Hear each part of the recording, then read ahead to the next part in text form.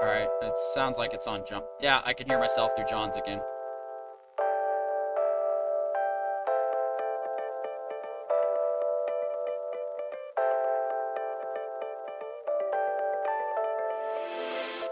Tonight, we try to figure out just what the hell is going on at the WGA. Then, we continue our watch through of Andor along with Ahsoka and discuss our hypothetical Star Wars writers' room. And maybe some DS9. All this coming up right now on The Writer Brothers.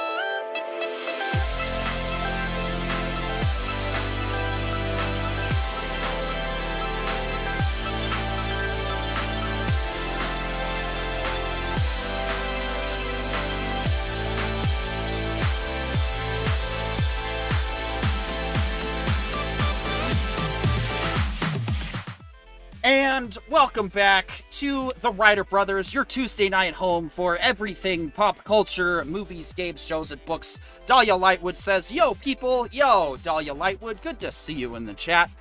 I am, of course, your host, Petey York, joined, as always, by the ever-so-lovely Corione Witch-in-Residence, Mr. Scoglia Jotun, and trying to eventually get back to us, there he is, Mr. Pollo Zapatos. We have got a lot to get into tonight, and boy, where do we even begin? Well, we begin with some Starfield real quick, because we've been gone we've just kind of been doing it every other week the last couple of weeks, but we've had some family stuff come up, and everybody decided to take the week off, and it was nice, actually. I really enjoyed my downtime. I hope you guys did too. But John, you said you wanted to brag about what you did with the downtime. What's got you excited?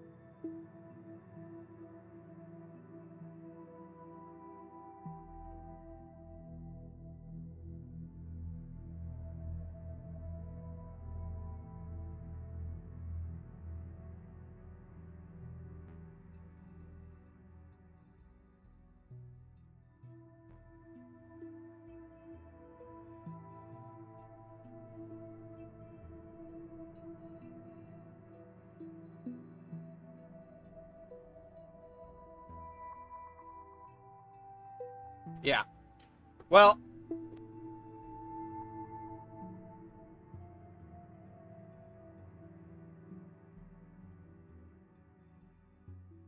okay.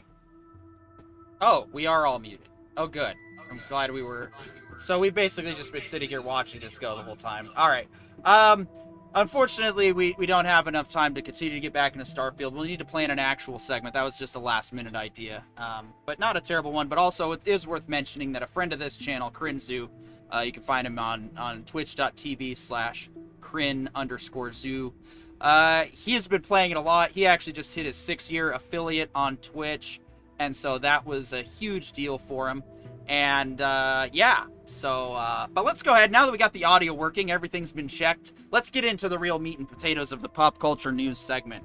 And so, Corione, what the hell is going on at WGA? Okay, so to say also, what does WGA stand for? So that's the Writers Guild of America, also known as the craziest people on the planet right now. This all started with a fairly reasonable argument. A lot of the writers were starting to get very concerned that AI was starting to take over writing in the writers' rooms for various shows.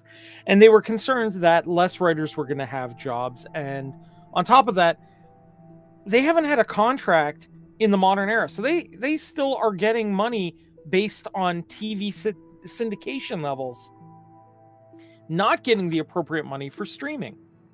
Oh, well, they did have a contract with streaming when streaming was still coming up, and they were like, guys, when we get big, you'll get big too. Right. There were a couple of other pieces to this as well. But their major contracts haven't really been adjusted or adapted since the last time we had a major writers outage. And there were some legitimate there were some very legitimate arguments that they had. Now, one of the sticking points on this appears to be the Writers Guild negotiation team is trying to put in a minimum number of writers you have for a show, regardless of how big that show is. So, for example, a 2-hour mini movie would have to have like 4 writers in the writer's room regardless. A 16 episode show would still have to have 4 writers, kind of thing.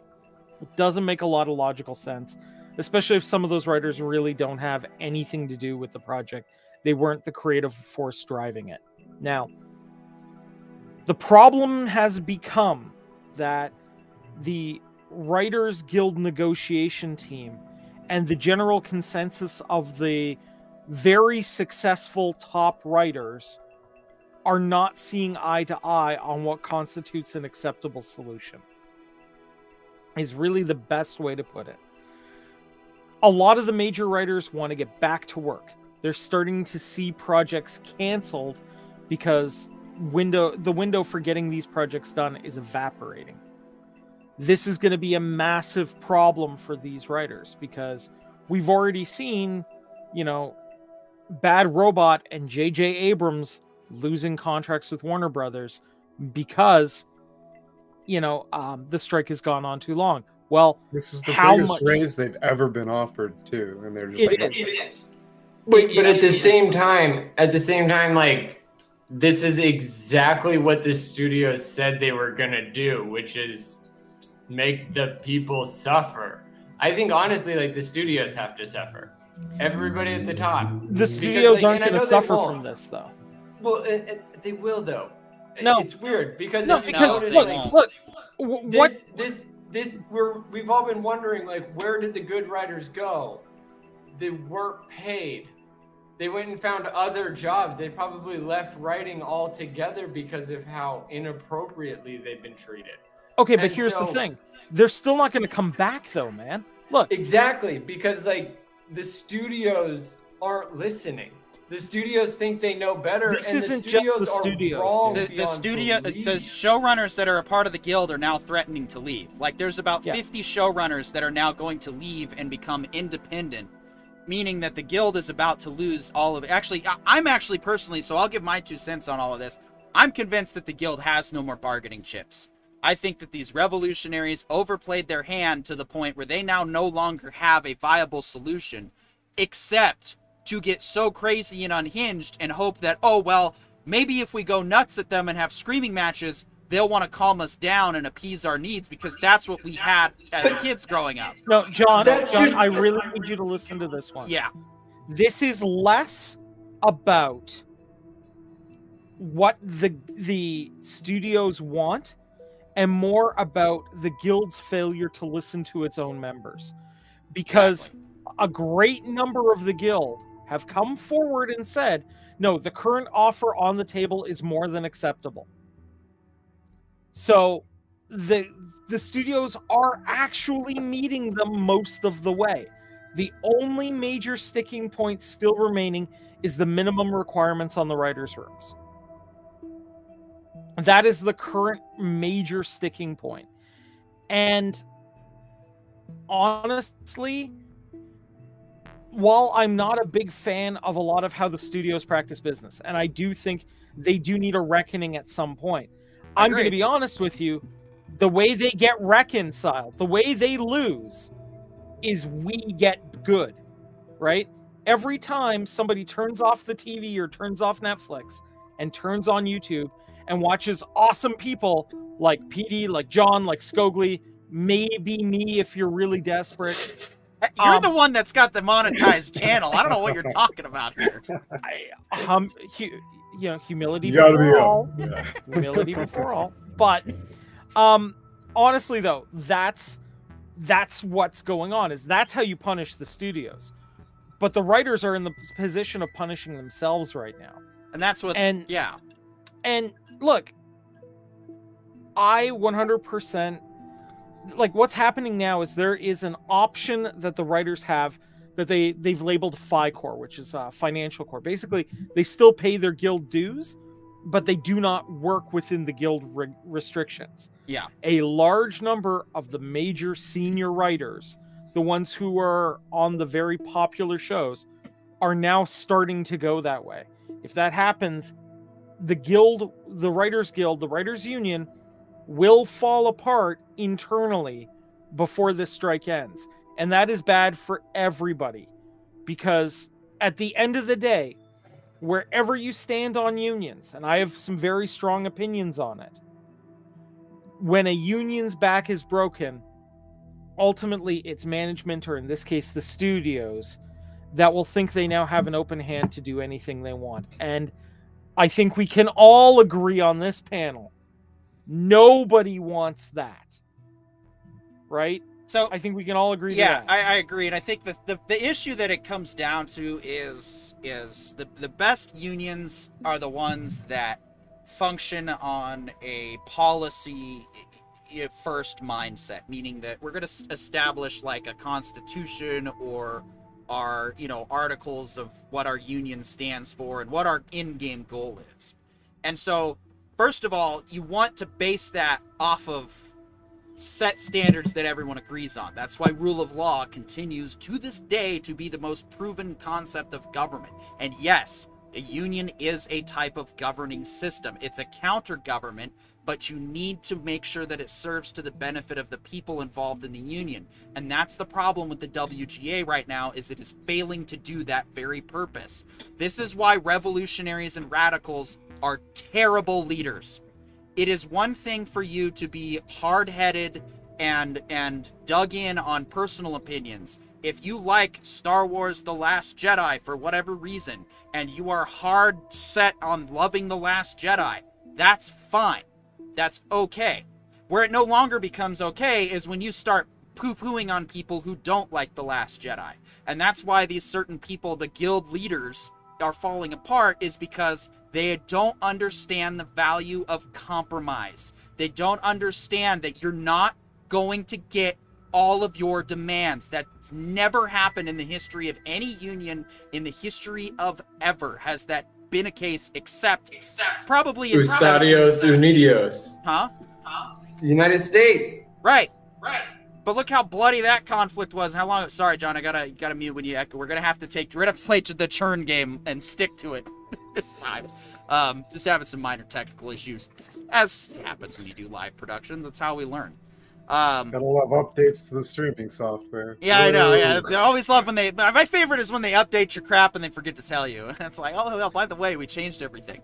Or when your auto company deletes your bank without your consent and then says you didn't pay on time. That's another story for another time. My point is that's the problem with the guild leadership is they don't understand that their constituents, some people that we may or may not know and may have had on this particular channel, have basically said that and the who demands are beloved by many of us. Huh? And who are beloved by many of us. Absolutely. They have basically said that they're happy, they're content as workers with the current resolution. And now they're being ignored by their leadership. And that's why the guild is starting to fall apart, is because they're not listening to the people they're supposed to represent. And they Drew think Barrymore's like, I'm out. I'm writing shit for my show. And this Don't is the care. other thing. The guilds and the unions all together, and this includes the studios, they're in a place where they need to reform. You're back. I love frickin' fiber. Holy crap. Outages that last 10 seconds. It's amazing. Okay, we're back. What was I saying? Okay, yeah, we're The back. studios, the unions, everything is in a state that needs massive reforms across the board. And I think that's really what everybody needs to do when they come to the table, because we need to look at the fact that this year's Oscars, independent film swept the board across Best Actor, Best Actress, and Best Picture. Was not big studio funded stuff. It was an independent film. Everything Everywhere All at Once was a small low budget movie from what by comparison, I guess. I can't remember what the budget was for that film, but it was not big. And then on top of that, You could have bought a decent truck with it. On top of that, we've got Oppenheimer swooping in, doing a movie entirely with practical effects about a very powerful historical event, and presenting it to us for $100 million. Oh, sorry. Anything Everywhere All at Once. $25 million budget. And it There you took Best go. Picture.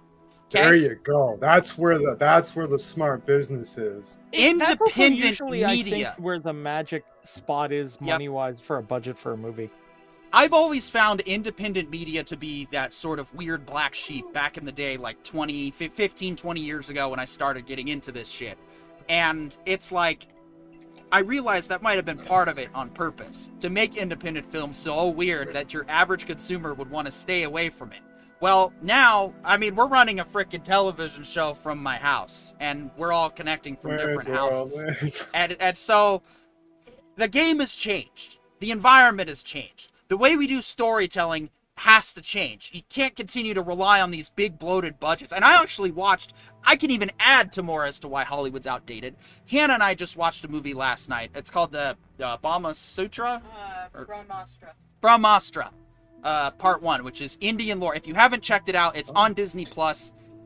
Blows everything that Marvel has put to screen in the last 10 to 15 years out of the water. The effects did not feel cheesy whatsoever. They were very well done effects. The story was very good. The execution was not really my style, personally. But I think it's a movie we should absolutely review on this channel as a result. I'll let you guys take the time to check it out. And if we can talk about it maybe next week or the week after, we should. Because there's a lot of good stuff to take from it. Overall, I didn't hate it. There's certain aspects of Bollywood culture I find annoying. Like dance numbers in the middle of music. Unless it's a musical, it's just not really for me. But I said All annoying. Bollywood movies are dancing. I know, and I said annoying. Not hatred, not that I dislike it, that I think it's bad. I get it. Some people love it. Some people think it's a fantastic change. And you know what? Objectively Nemesis speaking, really struggled with RRR. And I was like, this is amazing. And he's like, what the hell are we watching? yeah. No, He's like, you "What?" definitely need a I'm like, little "They're all assistance. like this, dude." I needed some assistance watching it, and I had a good time. But it's part of their culture. And to be fair, from an objective standpoint, it is different, and it's just part of how they present films. And it doesn't negate from the story and from the characters. And even though it was a dub, it was an impressively well done dub because they got English speakers with actual accents, which I thought was also a cool way to do that if you're not going to do subtitles. Catch up on some family real quick. Looks like Daniel Larson's here. Good to see you. Dahlia Lightwood says, I'll agree. Most musicals are annoying. Yeah, I mean, they can be. I love 1776, though. That's my probably number one musical of choice, personally.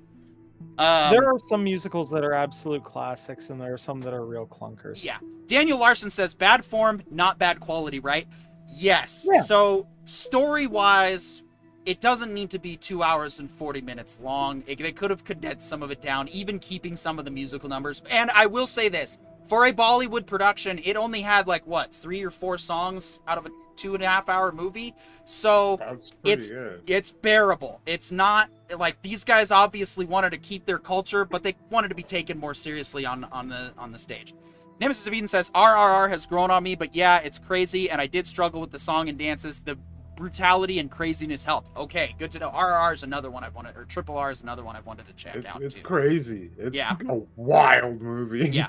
Dahlia Lightwood says, I don't hate all musicals, but yeah, lots of them are just cheesy no matter the country. And that's also the point of the genre. The point of a musical is like that's what I was kind of enjoying about the Strange New Worlds musical. It was just they didn't stick the landing to me. I was like, nope, you guys should have gone balls to the wall, Klingon opera, death metal battle. But that's just the whole point of it is other countries, independent film, it's all competitive with Hollywood movies right now.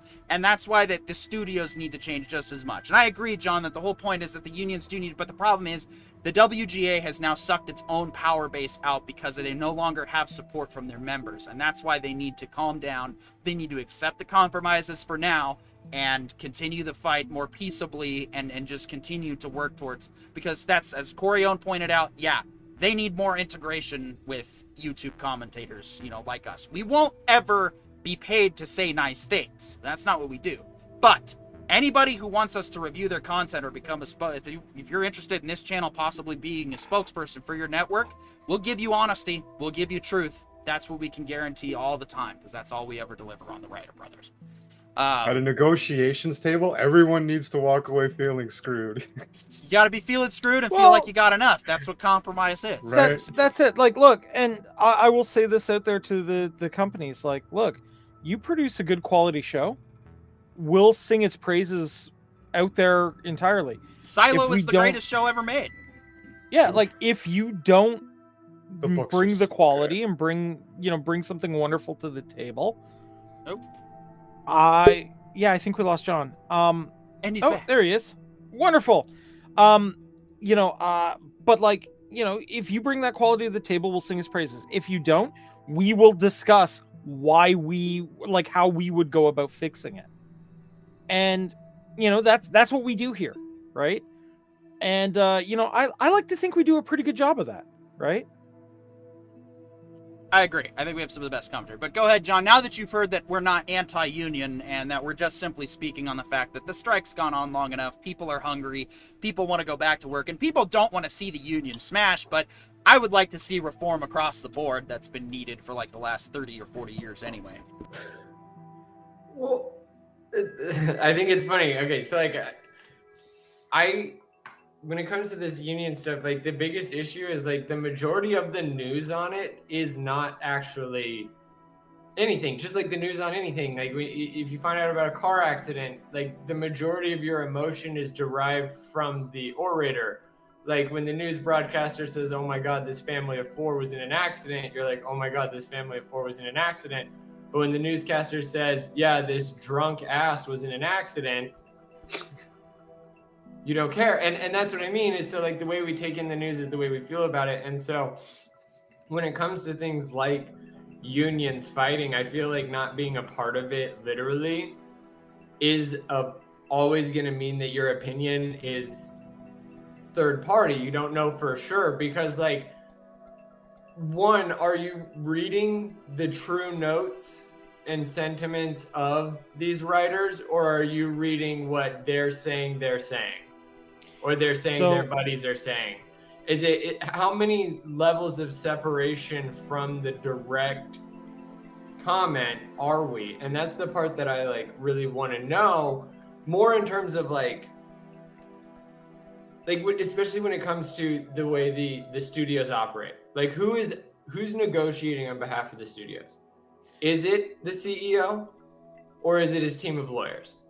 And same with the unions. Because like the last I heard, like the last two union reps or union authorities, whatever they are, union gods, they are basically 100% corrupt because nobody decided to write in oversight. You know, the group responsible for giving us The Matrix, Judge Dredd, every dystopian everything. And you didn't think maybe you need to regulate your leadership? Like, you can't be like, oh, how did the studio take advantage of us? Oh, why are our own people taking advantage of us? Oh, we're not actually responsible for ourselves. So that's why your union's failing. Don't be John, you or don't even know the that. same goes for the studio. Because the studio isn't writing in solid requirements. They're not writing in adaptive text that allows for them to manipulate pay based off of the changes of inflation and the growth of, you know, the business and the studio itself making more money. So then the operator should probably make more money for making that a reality. No, nobody seems to write that text, but everybody seems to write the same text. Oh, why isn't it working? It's like, because you didn't even know how it was working in the first place. So like, I'm not coming at either of you guys saying like, yeah, you guys are wrong. No, the strike should have never happened because the studio should have been in line with its operators. Absolutely. There should have never been a fight where the studio, like, again, why isn't the studio writing in policy that reins in the controls of its leadership, especially leaders that don't benefit to the production in any way whatsoever? They only benefit to marketing, branding, and acquisition of new titles. So they're not doing anything beneficial to the base, the structure of the company. And now the company's failing because those are the highest paid agents. It's like, are you dumb or are you intentionally negligent and feigning ignorance so that you can continue to write off all of your fake earnings? Like, the 1% of the 1% are responsible for none of their taxes and they lie all the time about their wages. Do you know who those people are? The studio execs, like Bobby Igor. Like, well, hold on. He's some of them can be. We're hiding his money, and he's a scam artist. Hold on. And then everybody. Hold in the on. company We don't do like, defamation on this network. So not let's defamation. make sure. I truly believe what I'm saying. Well, it's great that you believe what you're saying, but 100% without proof, belief, so without therefore it's proof, not defamation. without hard No, that's the evidence, rules. without The hard rules evidence, says you are if you required believe to what you're say that saying. this is what we suspect is going on. Okay, the Yeah, Writer if Brothers you does not Allegedly. claim please to add know. allegedly. Yeah. I 100% believe that he is just as scummy and scammy as the rest of the 1% at the top. Belief is irrelevant in the face of facts and hard data. Absolutely believe evidence of that is the result of Disney since he took office. Yes, they did see a giant soar when literally the only thing poor people can afford is a $20 movie. But then he started upping the prices of all the movies, and suddenly poor people can't afford it. He started upping the price of Disneyland, and suddenly poor people can't afford it. And guess what? There are no middle class. There's none. Literally, the difference between 1% and 99% is 100,000 a year. The only people that can afford to go to Disneyland are people making more than 150,000 a year. And this idiot is in charge of all of our favorite IP. Like, I'm tired of investors. I'm tired of the excuse it's for the investors, because investors take some responsibility of your investment. So I know, Corione, you got a quick thought, but I want to jump off of this point to make a quick valid point as to what John's saying here, because what I can add to it is what John is saying is exactly the reason why I reject things like corporate canon. It's the reason why the Disney Wars series stuff, to me, a lot of it's fan fiction because it's not good, but it's also has nothing to do with improving the IP. It has everything to do with making Disney money. And that's why we've had bad decisions after bad decisions. It's because, way back when KK's contract was signed, she put in a clause that she can't be removed except for criminal behavior, and even then, apparently, it's impossible to get her out of there. But it's all just... The whole point of it is, this is why, as Corione says, that YouTube channels and independent content, and this is what we also need to be clear on, people. There's a lot of YouTubers out there that I do have some respect for still, and that I try to support, and I understand that people make mistakes and are human. But here is something that I'm going to make sure that you understand, you the viewer, whether you're watching this live now or whether you're watching this later. We are against narrative pushing.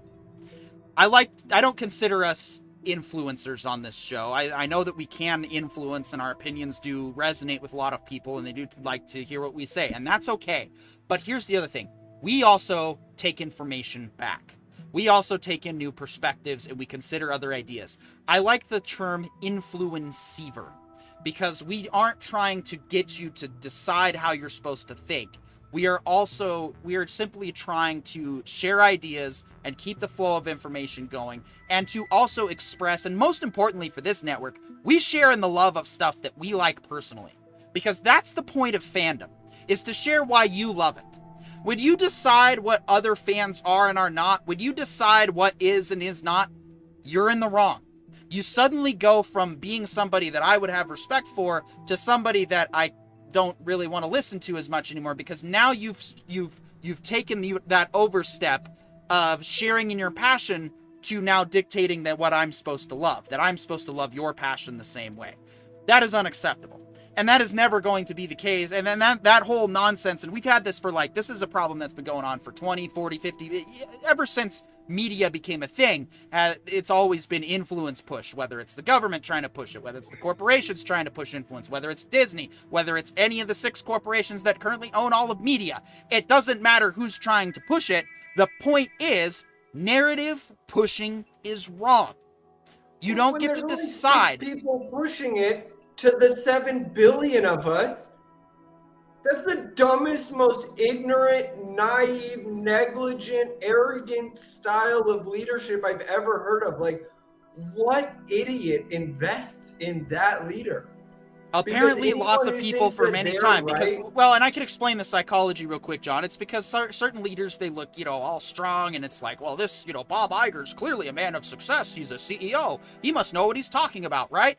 No. As it turns out, a majority of CEOs kind of accidental their way into positions by knowing which butts to kiss. There's a whole bunch of stuff that we could go into with that, but my point overall is, on this show, and from the time whether we have 350 subscribers or 350 million subscribers, we are never going to tell you how to think. Unless it's illegal, unless it's exploitation of any kind that's very bad and damaging, we aren't going to tell you how to think. Ever. Honestly, for me, it's non-consensual. What do you mean? Well, and the age of consent is 25. Well, 18. My God. Well, okay, guys. So I think intellectual consent, it's 25. You shouldn't be putting 18-year-olds into any kind of contract. It's the dumbest thing I've ever heard. Well, that's a whole nother discussion that we can get into, because I disagree, but I also have solutions to that I think you'd agree with, but we can talk about that later. So, Corione, you've been patiently waiting, please. Yeah, so I will say, John, there were a lot of points you raised, and I do agree with a fair number of them. I think the biggest one being that, look, whenever a strike occurs, it represents a failure to communicate both on the part of management and the part of the workers. Because it takes 2 people to try to communicate, and if both of them aren't on the same page, and after the same ultimate goal of trying to get back to work and trying to produce something quality that they can all be proud of, this is the result. Now, in this case, I do feel that, and in this case specifically, I do feel that the studios have made an attempt to get everybody back to work, and that it was a fairly reasonable attempt. Now, this is me armchair quarterbacking. This is me reading the information based on what I am seeing from the requests, like from the latest deal that was published in The Wire. And they just published the facts of this is what one side was asking for, this is what the other side was offering. And it seems to be there was really only one or two sticking points. And I don't think some of those sticking points were fair on the part of the WGA. Now, all that being said, I do think that what should happen under any reasonable circumstance is it should never have gotten to a strike. It should have been everybody sitting down and having a respectful discourse like we do here, where they try to sort out the best way to give everybody what they want without doing more damage than is absolutely required. Okay? That doesn't necessarily mean that, for example, Disney isn't going to have to take a little bit on the chin and so are the writers, because obviously everybody's going to have to. But it also means that, everybody's got to be willing to wiggle. Everybody's got to be willing to give a little to get a little. And, if you have to strike to get what you want, what you're attempting to do at that point is effectively hold labor hostage. Whether that labor is your own labor you're holding hostage or not, that's what you're doing. And I'm never a big fan of hostage taking unless it's absolutely the absolute last resort of the totally desperate. Which, and I think in this instance, it definitely is, but also at the same time, Well, there's another piece to this, though, Joe. Okay, sorry. We know for a fact, because again, this has been reported in multiple sources, that the WGA is in the middle of a leadership change as well. And here's the problem, though. According to the way the WGA charter is written, the previous WGA leadership has to approve all people up to be voted for new leadership. So, for example, this would be the equivalent of the American president being able to pick his rival out of the Republican Party to run against. This is no way. No, not to run against, Corione, to be elected president. It's basically the president picking their successor. Not to run, not to be voted. Yeah, rival and successor. Because you just said that it's to all the nominees have to be nominated. So, you guys get to vote, but I get to pick who you get to vote for, which is literally the writing of tyranny. I don't know what idiot wrote that. Well, actually, there is a group. There is a government that works that exact way. Russia. Communist China. Oh yeah, Russia too. Good one, Scogli. Yeah. That's my issue, though. Is all of these people are at fault. The whole thing is at fault for the same reason that all of America is at fault for America's issues, because nobody's taking true onus of what they can take onus of. Disney is trying to own every profitable studio ever, because Bobby Iger must have played Monopoly every single day of his entire life and never realized that's why his friends don't like hanging out with him. Because Monopoly is the dumbest thing in the entire world. It's right up there with feudalism and tyranny. And for you to think that you are so smart that you can intellectually operate that many millions of dollars efficiently and also not there's no learning. We've seen zero adaptation from Bob except bringing in more crazy. It's only gotten worse. And so to me, the question really is why aren't people telling Bob, we just want you out. We want an actual leader that is going to legitimately. I'd actually throw out there that's just recycling the status quo, though. Like, that's just basically making Bob a scapegoat and failing to recognize that, no, there's so many internal levels of Disney that are wrong and need to be fixed. Right, and that's what I'm saying is I was going into is you have to decentralize all of this.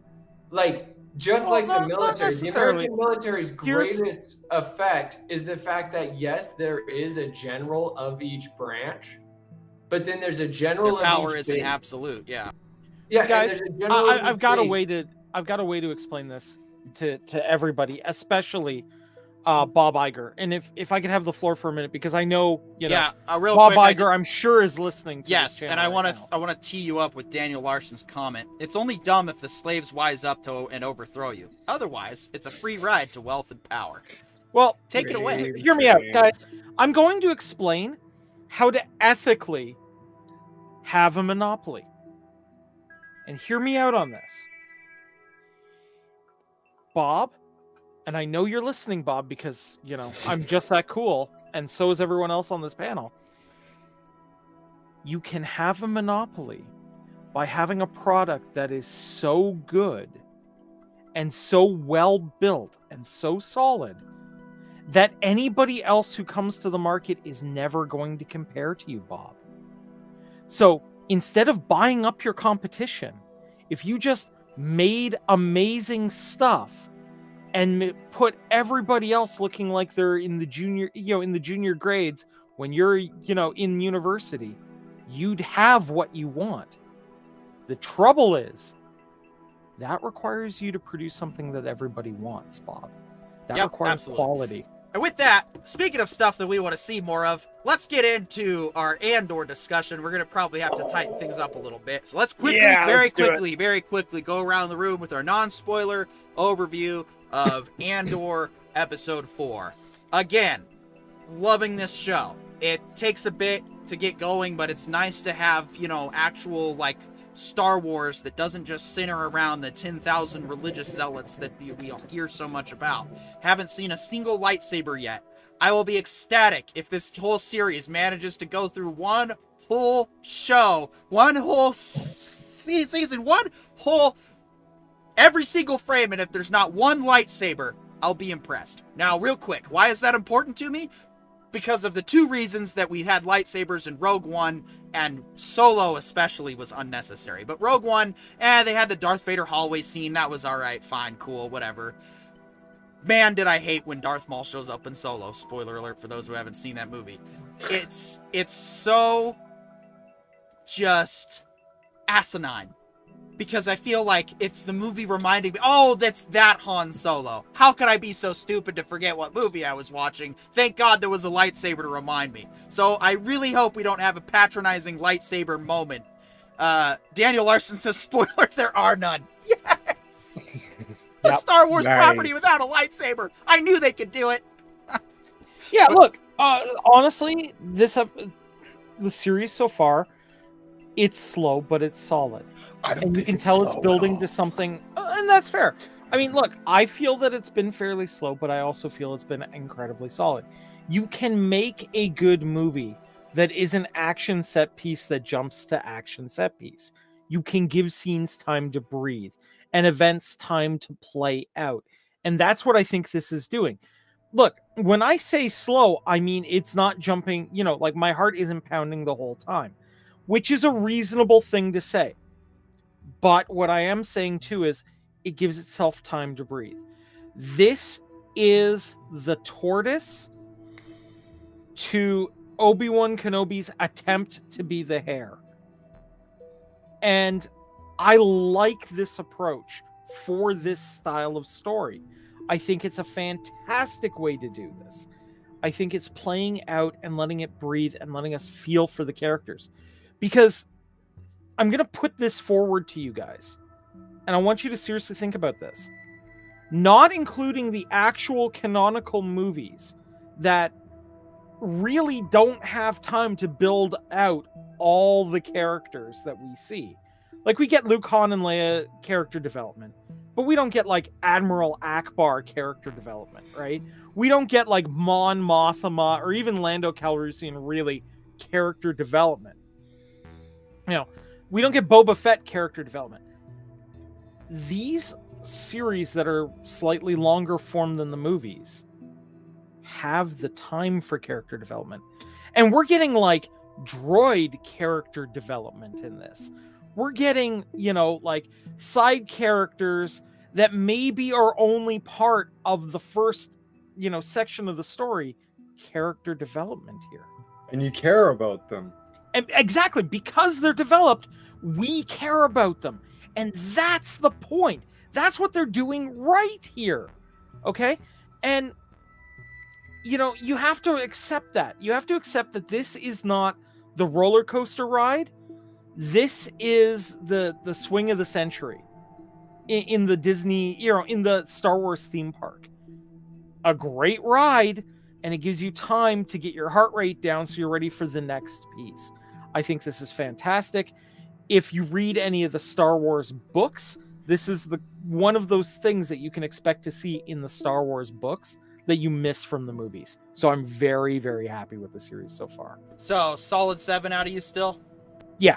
All right, John, go ahead real quick. And then we'll go to spoilers, and then we'll go to Ahsoka. Yeah, I'm definitely with Scogli. I don't think this show is slow. By Corione's definition about heart pacing, I agree. Still at a disadvantage just listening. Noticing major contrast between like Star Trek and Star Wars, new Star Wars in terms of audio. Do you notice how many noises are going on the starships versus like Star part of the Wars, immersion? Man. Well, yeah, immersion, but yeah, that's exactly what I was alluding to. And in that regard, though, like I think Corione's 100% right as well, because like the amount of ambient sound, a couple times I've noticed that it's just time for you to resonate on the last sentence. Like, and they're actually like, this one actually has some witticisms, and I love that. Like, I love when there is solid wit and brevity in the text, while also, being Star Wars. Like, to me, this is 100% proof of concept for everything that I've been saying in terms of our like writer rooms that we've been starting to do. But like, if this had been Rogue One or teed up right before Rogue One, do you know how bad I would have felt during the events of Rogue One? Right. Yeah. Like how much you would have cared? Yeah. I got the gravitas of Rogue One, but like It would have been so much better. Yeah. And this is really like, this is what I think Marvel was onto, but then somehow just didn't notice with Agents of S.H.I.E.L.D., which is like Thor 2 sucked. But the lead up in Agents of S.H.I.E.L.D. to Thor 2 and the post of Agents of S.H.I.E.L.D., like post Thor 2 episodes of Agents of S.H.I.E.L.D., made me want to binge the rest of Agents of S.H.I.E.L.D. to the point that I had caught up like 10 years ago. I don't remember when I caught up, but it was like season 5, whereas Thor 2 came out in like season 3 or between. And I was like super about that. Yeah, John, sorry I got to interrupt, but you've got some static noise that's now decided to accompany your audio when you talk. I'm not sure what's causing that, but anyway, I thought maybe it was me, but I don't think it was. If you listen closely to the music may have changed in the background to something a little more subtle. If anyone notices, let me know. If not, I'll just switch it back to what it normally is. So to kind of carry on, I just wanted to put this out there. There's a Japanese concept in art called ma, and what that literally translates to is negative space. The idea is the emptiness of space is just as important as what you do in the space. It's like music too. You can't just be like all the time. It's like a conversation. Exactly. And you need time to absorb the conversation. And there's a great example of this. If you guys have any of you have played the Zelda Breath of the Wild, there's a huge kind of prologue to it, and then you run out, and as you start getting into the world, you're just given this massive vista, and it hangs in this massive vista for a few seconds to the point where you wonder if you're actually going to get control from, like, or is it going to play a cutscene? And the idea is to give you a chance to breathe and take in everything that you've done, Yeah. so that you're ready to move on to the next section of the game. All right, spoilers are now authorized. We're gonna have to kind of go quick on this one, and then we'll get to Ahsoka, and then we'll do our writers' but I don't know if we'll actually have time for DS9. Pop culture news dragged a little bit longer than expected, but I mean that's just how popular things are right now and how serious it's getting with what the future of Hollywood movie making could look like. But I'm going to catch up on some fan mail real quick. Daniel Larson says, Andor is the street-level Star Wars that Netflix Daredevil used to be. I have to agree with that assessment. That Netflix Daredevil, actually all those Netflix Marvel products were the best thing that Marvel ever had. And it was The Luke Cage stuff, yeah. stupid that Disney just scrapped them. That was one of the dumbest decisions Disney ever made, along with many other dumb decisions that we can talk about at another time. Nemesis of Eden says, it's like how much more impactful would Black Widow's death have been had they released her solo movie way before instead of like a year later. Yeah, and I haven't even watched that movie. I'm not going to watch that movie. It didn't have my interest, and I watched Mahler's 5-hour video on it, but I'm not going to watch the movie. That Mahler's video is amazing. Enough for you? And it'll blow your mind how bad the movie actually is. This is the funny thing about John, your audio's really bad now. It just got worse. I don't know what happened. Yeah, so I was actually going to say that, dude, Luthion's ship, man. I freaking love that ship. That is, like, the best, like, hero ship I have seen in a long time. It's the so thing simple. The thing about Andor is, in Star Wars, there's always, in the production, there's always been, like, a clause that, like, it kind of needs to be for the kids. And your kids are not going to like Andor. But the writing is so good. Like, there's this one conversation where he's like, I need you to cover for me, dude. And he's like, okay, this is how it goes. And the story that he lays out as to, like, he's just like, you're a piece of garbage kind of thing. And this is the story. And it's just like, oh, man. And it's just, it is so... Everything that's presented is compelling. It makes sense. It's not like, oh, we're doing this to like move this or whatever. It's like, oh, this is interesting. It's not like a pivot point or something that's like, oh, we're doing this because of just to move things along, or it's a MacGuffin, or it's just like, oh, this is an interesting conversation, a really good character moment. I'm not used to that. Like even in like the original Star Wars movies that are very, very, very good, the writing in this is just so far above that. It doesn't even compare. Yeah, I don't know about you, Corione, but I thoroughly enjoyed the establishment of Imperial intelligence and like, there's a lot of parallels between what we see in this episode and some of the stuff that they do in the Agent storyline in Star Wars The Old Republic, which, if you can stomach video games and haven't played that story. Okay, first we should...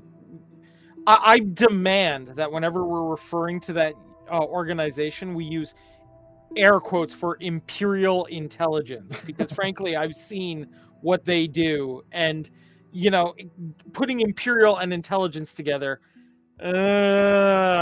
it's kind of dicey, my friend.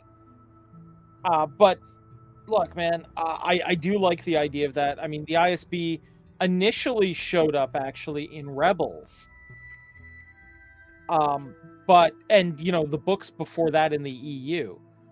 But they didn't really give them a whole lot of screen time, though, in Rebels. Like, they're just kind of mentioned, and then, like, this was actually, like, we could almost do a whole show about the inner workings of the political shadow government, and that could have been... absolutely. Bro, how cool would a Law and Order awesome. You sound good, by of the Empire be? Oh, dude, Law and Order, you know... Well, okay... First, what I want... That's the cool thing about Star Wars universes. Like, Andor is proving that you can do this heist, live-action rebel thing. Borderline terrorism. Yeah. Without a lightsaber. Terrorism, according to the without force powers. But I'm sorry, that's what Mando violated. Mando broke those rules. Like, Mando was showing us what could, and then they're like, back to the Jedi story. Andor is like, screw all of that. People. This is about you. This is about the commoner. This is where you would be in life in the Star Wars universe if it was all real happening around you. I love the construction sites. The Yeah? the mining site. Stuff like that is so cool. It's epic. That John- construction site is awesome. It looks John, please so read good. Daniel Larson's fan mail.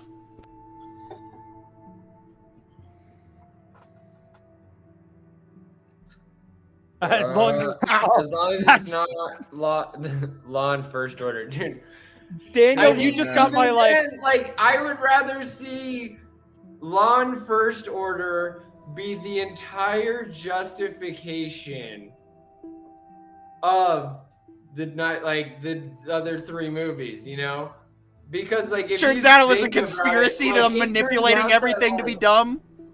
Oh no, dude! It just turns out that like such just awesome enforcement of the law is all nanny state, and it's super annoying and gross, and that's all that the sequel trilogy tells us. Because like if you think about it, like literally, it was like we are the most annoying hall monitors in the galaxy, and then Princess Leia was like, God damn it. And that was the whole sequel. Like it had nothing else. There was no other story. All right. That's a Except good for summary that. of the Like, sequel trilogy. Guys, I think let I'm me I stop think I'm this ready at for the this. start. Okay. Rather than being like, let's let this fester. Princess Leia was the only one in the entire trilogy that learned from their mistakes, you know? And like, if Law and First Order is Princess Leia being the judge, watching the tyranny grow in the First Order. Yeah. All right. Okay. Guys, I'll give it to you. guys, can I do? I've got it. Are Yeah. you guys ready? In the Imperial justice system, rebel-based offenses are considered especially heinous. In Coruscant, the dedicated detectives who investigate these vicious felonies are members of an elite squad known as the ISB. These are their stories. Dun, dun. Da, da, da, da, da, da, da, da, da, da, da, da. Yeah. Mix binary Mix sunset it. with the theme. Yeah.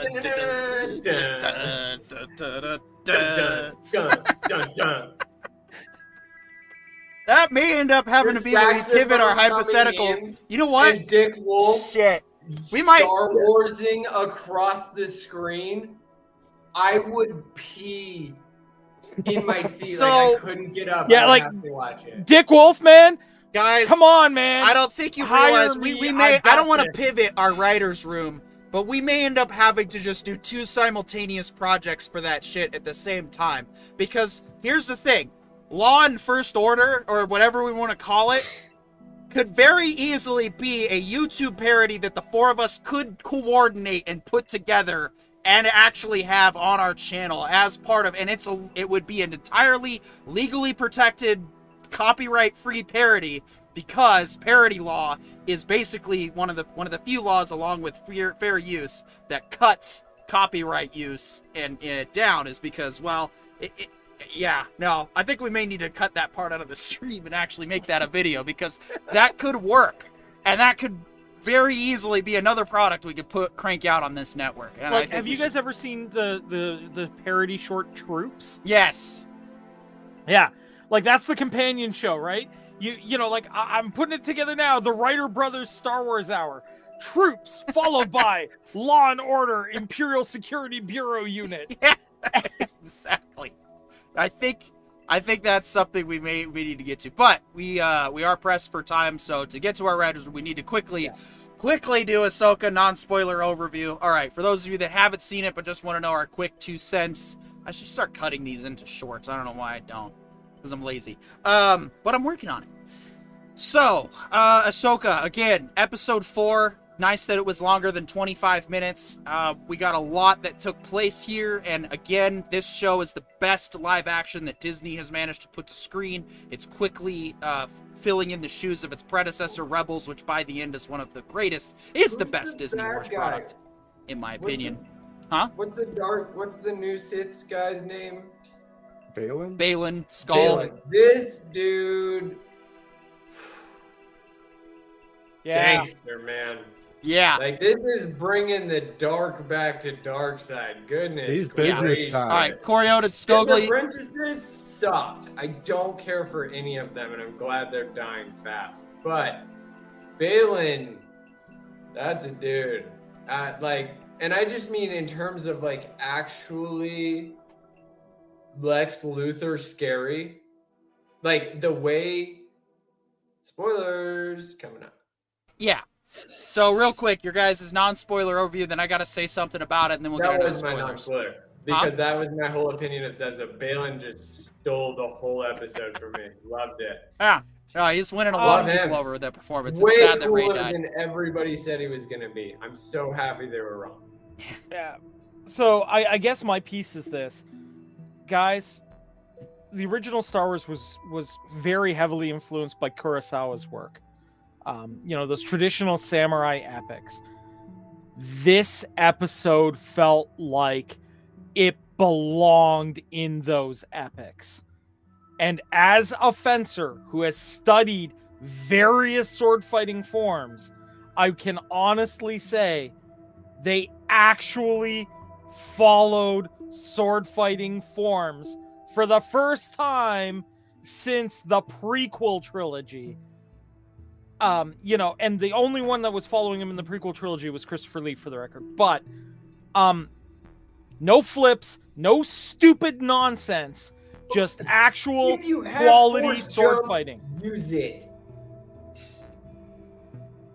No, Sorry, never I turn love your back flips. on the enemy, I never love bunny flips. hop. It's like my favorite thing. Are you kidding me? Nobody can do that in Well, real that life. is Like, that is one of my favorite abilities in Jedi Outcast, is the jump over while swinging the lightsaber down and then landing. So doing the handless lightsaber swipe cartwheel is a good maneuver to have. But there is something to be said for the raw, the best lightsaber fight, hands down, is episode 6. That there none have even come close to the emotional ramification, just the pure, we are now in irrational, I'm going to beat your ass territory, and the music that goes with it. It's so powerful. But dude, Revenge of the Sith. Revenge of the Sith has its the moments. Betrayal of Brothers is the best ever. To me, it is the most resonant. Like, I do get the fight with your father, but I feel like that was a generation before me. I just felt that's the legit. Betrayal of Brothers is way more in my generation. Battle of the Heroes. I think it's Betrayal of Brothers because I like both of them, Obi-Wan and neither of Anakin them in could die episode to 3. the other in that instance, and I feel like that would have been the truly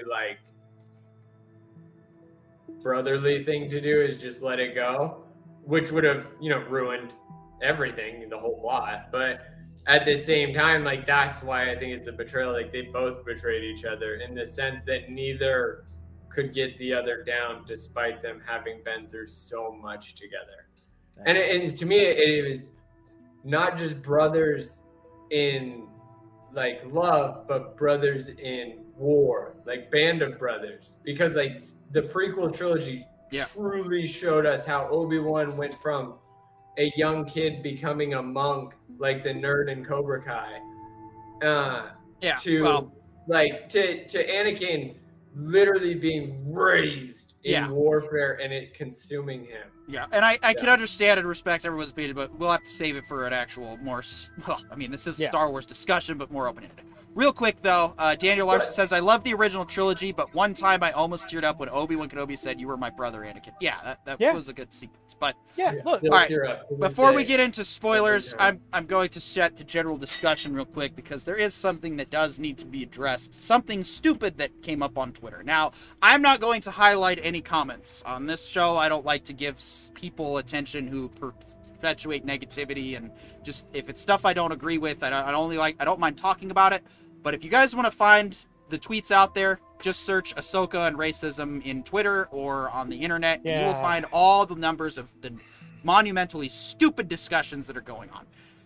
The stupid discussion that I'm, of course, talking about is some idiots are now trying to compare the hatred that Reva got in Kenobi with the love that Shin has been getting, and as though the treatment of these two characters is clearly all right. You know what? It's over. There is no argument. You want to know why? The main character of the show is played by Rosario Dawson. Rosario Dawson has African, Cuban, Native American, and Irish ancestry. There's one more that I'm Oh, Puerto Rican ancestry. You want to know what all 5 of those cultures have in common? They are some of the most oppressed cultures throughout human history. Rosario Dawson is basically a walking woke poster child, so to speak. Now, I don't agree with the woke ideology. I'm simply going based off of their stupid logic, or logic, as I prefer to put it, and just simply applying that. Based off of that, Rosario Dawson, the main character, who is loved by the fan base and has been for years, even when she started. Rightfully so. Yeah, absolutely. This woman is just fun.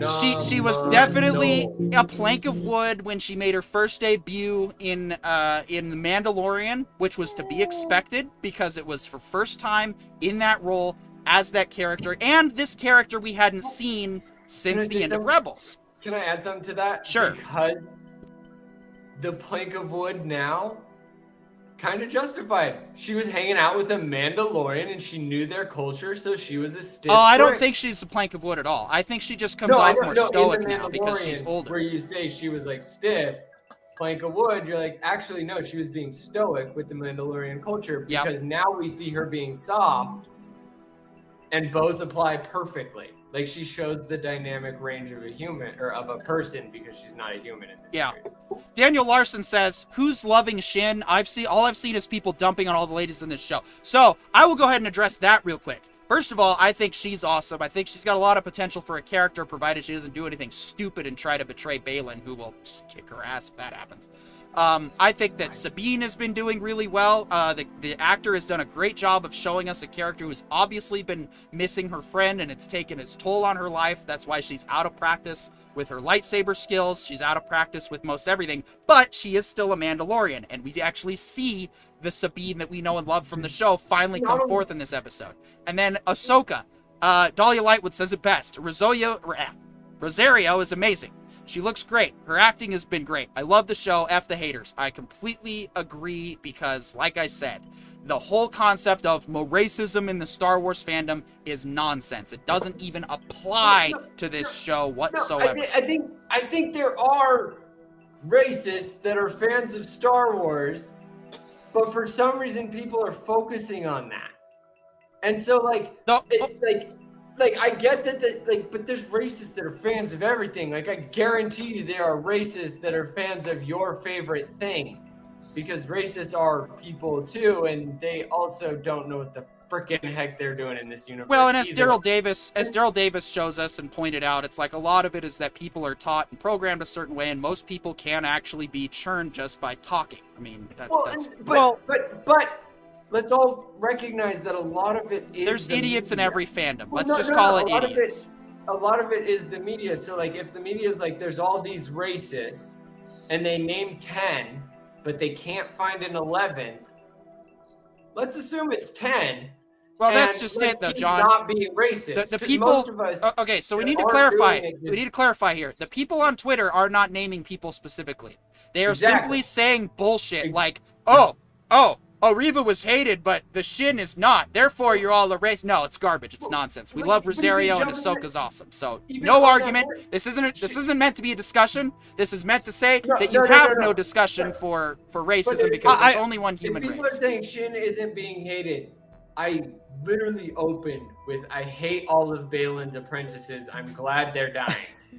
Well, so, I do want to get in right one up there with piece. Riva, because like Riva, my beef with Riva, is she is exactly what the Sith are, but then she wasn't. Like, she betrayed herself and everything that she broke the rules, and you can't do that because that's it wasn't her fault. It was the writers. The writers of Kenobi are the reason why that show sucked.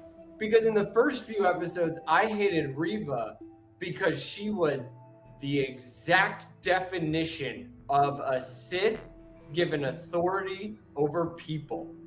She nailed it. She was perfect, and I even said that in our discussion. So it was when she betrayed herself that I hated it. And that's fair. And that's fair. But we're not talking about Riva. We're not talking about Kenobi. We're still talking about Ahsoka.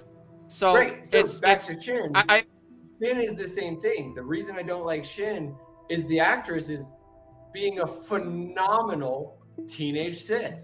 Like I cannot figure out Star Wars ages because Luke is supposedly 12. Luke was 17, 18 in the trilogy, or was he in his 20s? No, he would have been in his 20s. No, originally I want to say he's like 16. No, because it would have to be, you'd have to be about 22 between the time he was born and between the time the Battle of Yavin begins. When he kills, or when he wins, or something like that, is what I felt like. Like, I want to say it was like the span of 6 years, which means he was 16. According to official canon, 19 years old. He was 19 in the movie. Okay, in that case, yeah. 4. All right. But still, even then, like, I don't know how old Ahsoka is. One of you guys said she's almost 50. 45 is what she's supposed to be in this show. Yeah, but I feel like we're getting like a 20-30, like a transitioning closer to 40, but not yet 40. But as far as like, that's also because Rosario just looks very young for her age. She's 44 years old, if you can believe that. I can't at all. Like, not even. Yeah, no, she looks fantastic. It resides within us all, and some of us are more blessed than others, apparently. But okay, even then, I still no. In that case, like, this is like a very solid journeyman level teacher, like somebody who has been teaching enough, but is also still learning the full like grandmaster ropes of it. You know, like she's not a master, and she never claimed to be. Aside from being like the master of an apprentice. But in that instance, though, at the same time, like the other one, I cannot remember their names. There's too many S's. Yeah. Sibin. Yeah. All right. So she's one of my favorites. Yeah. Because she's like, I have the Force, but I don't. And she's like working on it. I'm gonna finish off with Dahlia's gonna get the last word on this, and then we're gonna get into our spoiler discussion. And that is, Disney also needs to stop playing the racism card at this point. It's just driving fans away. This network, I'm gonna say it, and if you guys are against it, go ahead and ignore it. But as far as I understand and am concerned, everybody on this panel believes that there is one human race. While we do have a variety of subspecies throughout our great human race, and there's different kinds of genetic stuff that can also come into conflict. You know, we can't always breed perfectly through different ethnicities. It's just part of the way it is. There's still only one. Variation is beautiful. Yeah, I agree. Diversity is awesome. Diversity is literally nature's attempt at creating something new. And look at how awesome it has done. Agree. All right, so back to Ahsoka. Time for our spoiler discussion, and that is, pretty sure that she's got the map on her hand. Probably a shout out to Raiders of the Lost Ark, one of the 3 Indiana Jones movies, and so they're probably going to calculate it with that, maybe with some Force magic or something. So they're definitely going to find their way to catch up. Whether or not they need a hyper ship or something, I don't know. They might just use the Purgil. Maybe that's the whole purpose of her getting into the world between worlds. Is they're gonna ride space whales. Oh no, that's how they do. They get a space whale sleigh tied up to the Ghost, and that's how they're riding off to it's either a galaxy far, far, far away or just a galaxy far away. I don't know. I don't know if it's closer to the Milky Way or further away. I guess we'll figure that out maybe in this week's show or whatever. Hey, I am looking forward to tonight's episode. If she's in the world between worlds, time and distance don't matter anymore. For her. Yeah, dude, this is like the quantum realm in which, like, I mean, I cannot think of a specific show, but this is the ones where, like, Rebels. You can walk over to an entire other universe. If you've got fans of Castlevania, the Netflix series, this is the infinite corridor, ladies and gentlemen. Yes, that's a perfect example. I feel like Interstellar was a chaotic example because, like, the black hole is in this like when he's in the room where he's like tapping on the wall to his daughter. That's similar to where we're at in this in-between worlds, right? Like, he is cutting time and space but he's technically still absent time and space. It's pretty cool. I loved it. I've always loved, and I hate that like it's been getting played on too much. Like a really good chord is overplayed sometimes, but I love the Force Ghost.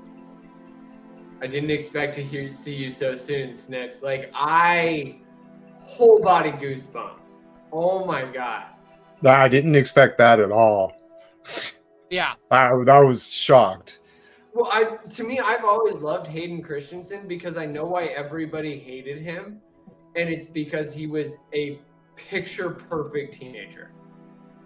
Like, well, his acting wasn't super great as Anakin, but no, that was also his. If you think about it, he was a child doing his best. What are you talking about? In the most beloved. Hold on. First of all, he was not a child in episode 2. At all. I mean, literally, like, debut career, basically. Yeah, like, also you're getting debut. electronic noise again. Oh. Sorry. I'll refresh. I'll be back. All right, see you in a minute. All right. Daniel Larson says, I got it. Ahsoka and the World Between Worlds will go back in time and recapture the map from the planet where she first found time travel. Then use it to chase Balin, or maybe they use the Purgil.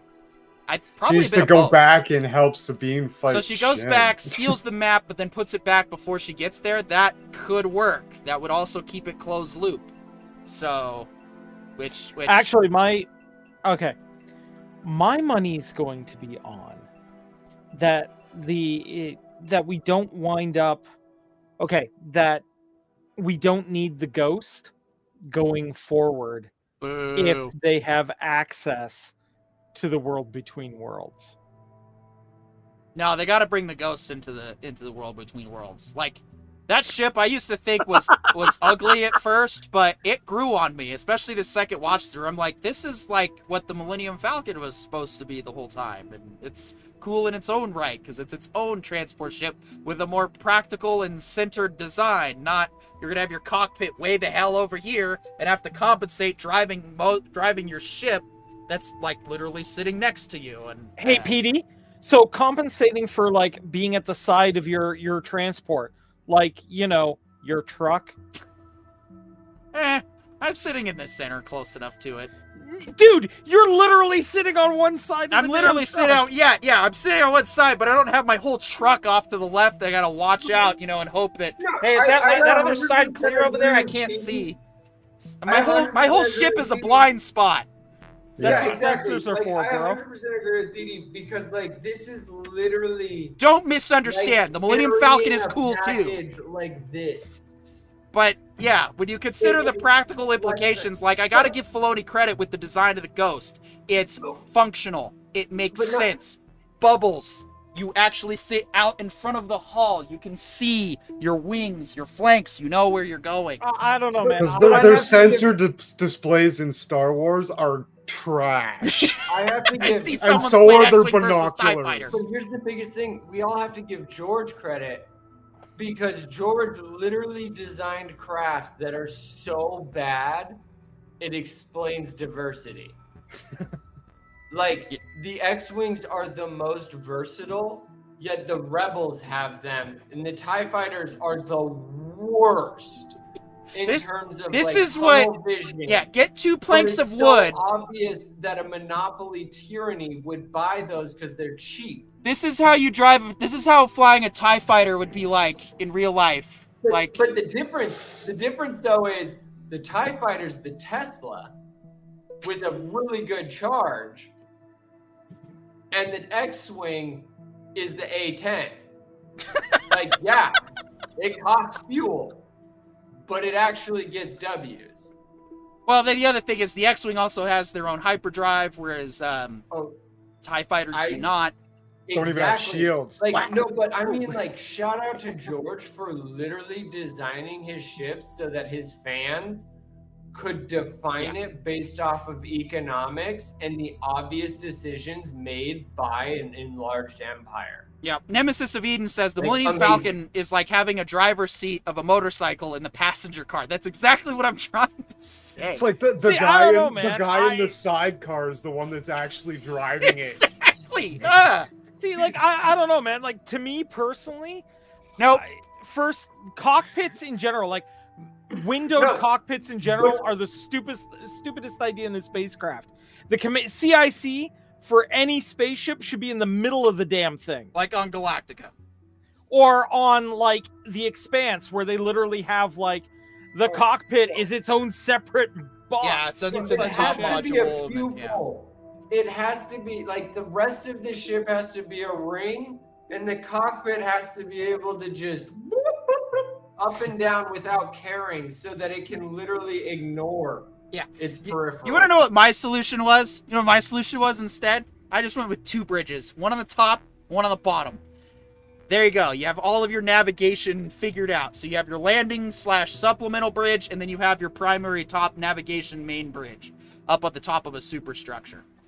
But yeah, check it out in my book if anyone cares. I brought up mine because our eyeballs are the cockpits of our bodies, and they literally are the only free-floating. And to build off what Nemesis is saying, if the Millennium Falcon in the form of my truck choreo would be like if I put a sidecar on my truck and I drove from that. That's basically what the Millennium Falcon is. Don't get me wrong, it's cool. It's an awesome design. That's really, it was inspired by like fries and a burger and an olive being placed in a certain way. Oh, nice book you got there, Scogly. I'll have to That's a sign it for you fantastic book, sometime. actually. Yeah. Yeah, there, you can see the ship. You see the superstructure on the front there. It's just on the top. Yeah, right there. Anyway, Daniel Larson says, this is why as cool as the Falcon will always be, the X-Wing is better, as John basically said. All right, let's get into our hypothetical writer's route for the next 20 minutes, and then we'll speed run through DS9 episode 3 and 4. So, for those of you that have been following us, we're trying a new thing, and by trying a new thing, this is just what we're doing regardless of if it's popular or not, because we want to start actually coming up with original content. Now we have a parody project as a result. So, trying a new thing, we mean we're getting good. Eventually, this will be a new thing. right, yeah. So, what we have is we've started, but I should probably start writing these notes down, or I should add both of you guys to the Google account so you guys can start working on it, so we could actually take these notes when we want to actually put this together. So what we came up with was a hypothetical Star Wars show about the first Jedi and Sith. And I think what we were going to have is that it was probably going to, I had some crazy idea about it being born out of like multiple factions, so then it gets, corralled into 1 or 2 factions. And yeah, I think that there's a better way to go about it than the idea I had. But the point of this is we want to take the stuff that we like out of Andor and Ahsoka, and even on the other Star Wars properties we mentioned, and we want to get ideas out there that we want to see in future properties going forward. Now, we don't actually expect our project to be picked up by Disney, as great as that would be. But we do hope that at the very least we encourage that we, by highlighting, not just highlighting the stuff we like in Andor and Ahsoka, but putting the pieces of both of those things together into one idea that they could potentially take and realize that, okay, we do have stuff that we can salvage from Disney. So, okay, I want to add two major things to that. So number one, Disney, this is a pitch deck. Like, this is the best we're ever going to do because you're a multi-billion-dollar conglomerate and you don't have a guy. I've Googled it. I've tried to figure out how to submit pitch decks to Disney. It's really hard. I have no idea how to do it to this day. I don't know anybody in your corporation. So if a lot of it you involves see getting these shit on writer your nose. and you think, do these guys want to actually work here? Yes, this is our proof of concept. This is what we want to try to do based off what we've seen before. But then on number 2, like, I think a lot of us are saying the same things, but with different words because we don't want to copy each other. And Disney is reading that as a bunch of people saying a bunch of things that don't line up. And that, I think, is another thing to do with this writer's room is, none of us believe the same things about the universe. All of us have our own relationships to what we believe, where we came from, how we got here, where we are, and who we are as individuals. And in that instance, Disney, this is a real-time audience desire for the future. So you can take this, as a grain of salt, or you can take this as a bunch of individuals, the four of us, educated in writing, educated in entertainment, and educated in your products, obviously more than you are, desiring a specific outcome that also is clearly general. We're not trying to restrict anybody, we're just trying to organize it.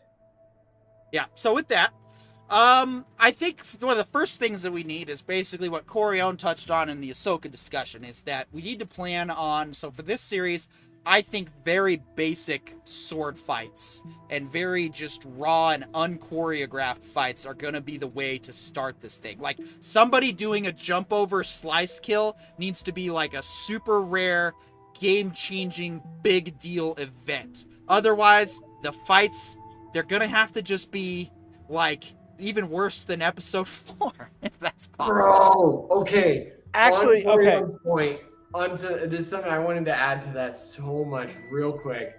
Corione's talk about the coordinated, true on-the-ground sword fight, that is the epitome of an honorable warrior versus an honorable warrior, which is like the vision of light side versus dark side where they respect each other. And that's like the yin and yang of Star Wars. So whenever two opposite forces fight like that, that is like, we are going to actually see who's better. And that's such an awesome entanglement. But on your point, Parker, what if, because what we had talked about last time was like these two two people finding the Force on an island, right? So what if the on-the-ground sword fights start out as just them going back to basic training? So like it's two guys. Force fist fight. Actually, Scogli, hear me out on this, because I think I've got this. I think I've got what you guys are going for. So we have our two castaways, if you will. They're on this. They're starting to learn the Force. And one of the events I want to have happen is the blaster that they've been using to hunt food runs out of power. They don't have a way now to hunt. So they're going back through the archives.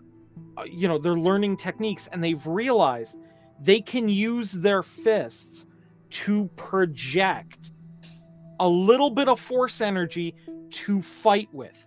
Now, what they're going to do is we're going to borrow a page from, believe it or not, Chinese mythology. Because what's going to happen is they're going to realize this, but they've never actually fought before.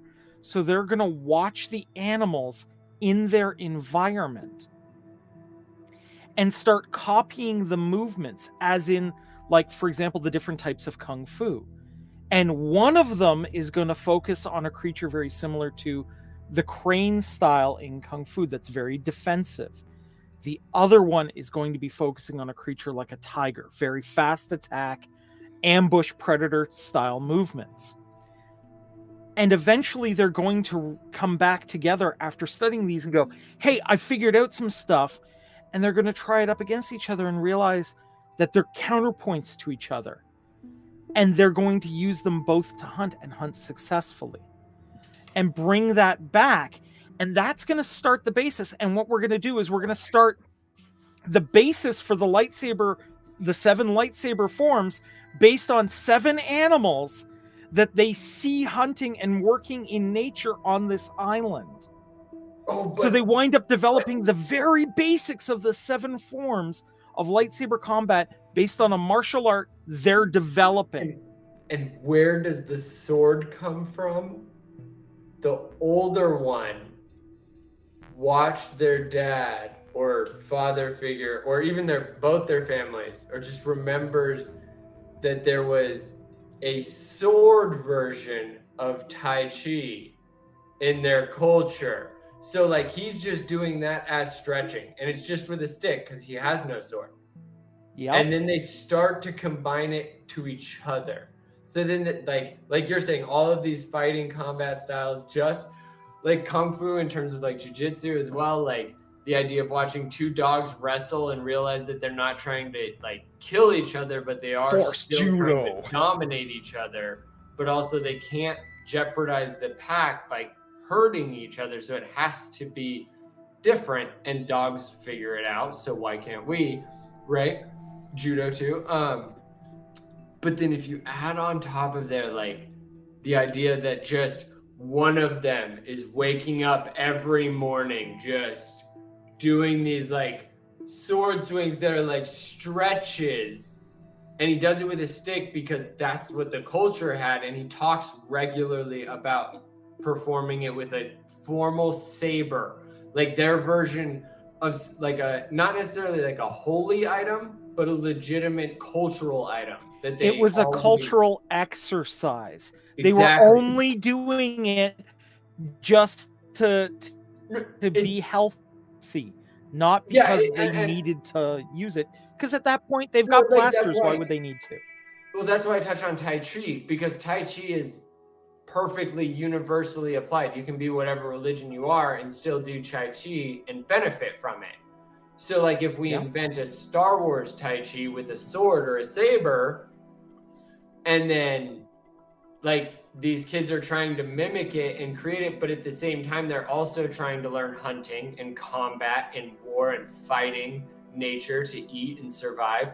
But then also, and this to me, I think is where it needs to be the most important, because this is like what Star Wars was always about, which is iron sharpens iron, the practice.